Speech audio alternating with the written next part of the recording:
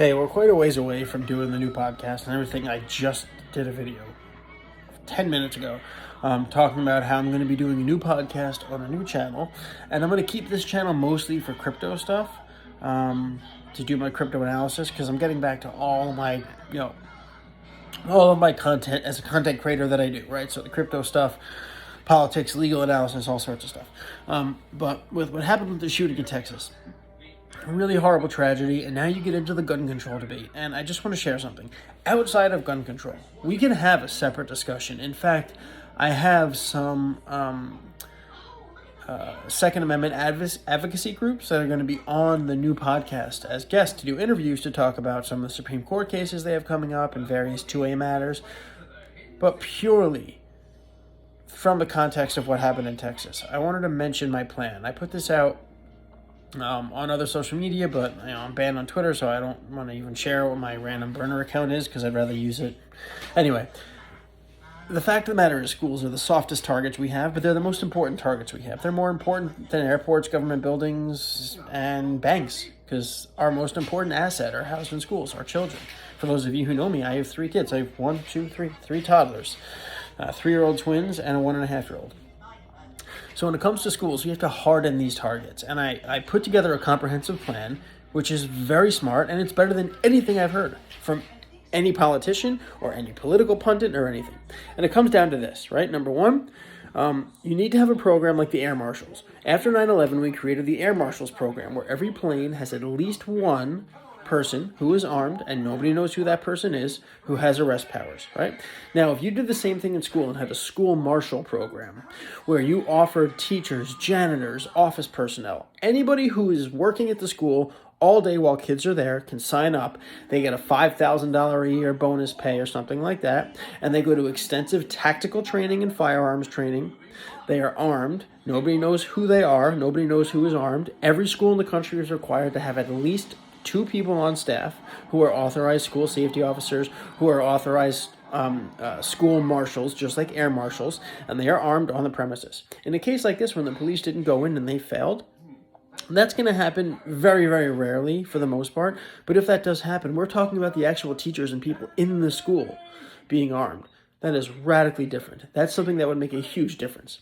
On top of that, every school needs to have a single point of entry. It would be a good idea for school IDs to be used with an RFID tag, so the doors are locked unless a student with a valid student ID can open that door with the RFID tag. You want to have a single point of entry, plenty of exit doors around the building, but they only open from the inside, right?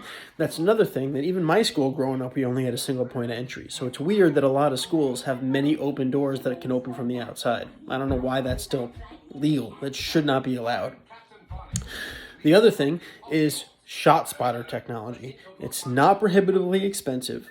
Every police department in every major city has this technology. If a gunshot goes off, they can tell within a 1 or 2 block radius, usually within a couple hundred feet, exactly where that gunshot occurred. So if schools have a rudimentary shot spotter system, and any gunshot is heard within a mile of a school or a half a mile of a school, every single emergency services department for 5 miles is notified of a potential school shooter situation. It doesn't mean they need to converge on the school, but the school fire alarm can go off, or a special alarm where everybody locks down in a hardened assembly, something like that, and all the authorities are notified that there's been the sound of a gunshot. One of the things that happens in these situations is until somebody comes in and starts shooting innocent children, there's no 911 call. So authorities aren't notified right away. By having a shot spotter system, you can find out instantly if there's been some sort of engagement off campus or a gunshot a half a mile away that occurs before a shooter gets to a school. So a shot spotter system should be installed in every single school. In addition to that, there's a couple other technological solutions. Like I do IT, and I've done like smart homes, home automation systems as part of my career. And I do surveillance cameras, really high-end cameras. But they have even basic surveillance systems that are in most schools. They go back to a recorder, an NVR. Now you can upgrade those NVRs. It's a $4,000 or $5,000 NVR, and it has technology in it that does advanced image analysis. One option you could do, which might sound big brothery to some people, is if there are people you're concerned with, you put them on a blacklist, and if their face is seen on any of those cameras, it triggers an alarm. And if you're not comfortable with that, that's fine. You could also program it for object recognition. If the shape of a weapon is seen on any of those images around the property of the school, authorities are notified, an alarm goes off within the school, and the school enters lockdown. All doors lock. Nobody can get into the school unless they have authorization. Every emergency services department has a skeleton key. They can open any door in the school. So using these technologies, there are various ways we can harden these very, very, very soft targets. And in addition, one of the key aspects of my plan is that school marshal program. It worked tremendously well with the air marshal program. Tremendously well.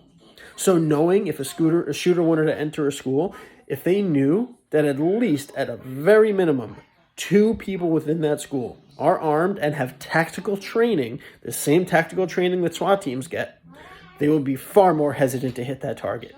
People go after soft targets. They go after gun-free zones. That's the way it is. There are not mass shootings in schools where the teachers are allowed to carry weapons. Hopefully that'll give you something to think about. If you want to control guns or whatever, we can have that debate separately, but at the very least, we need to harden our schools.